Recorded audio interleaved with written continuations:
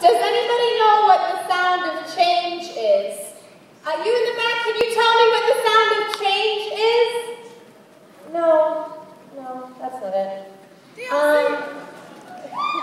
The sound of change is more like prison cell doors falling off hinges, the beginnings of cocoon fringes. We are caterpillars of sorts, taking deep breaths into a darkness better known as faith and obedience. We cut off anything that hinders, wave goodbye to soul ties, and begin working out the knots in our stomachs. The sound of change is the great disagreement between I don't want to leave and my sin patterns are dead to me, but the freshly killed flesh is already trying to rot the new spirit inside with intentions of suffocating the life out of me. I'm battling myself, it seems.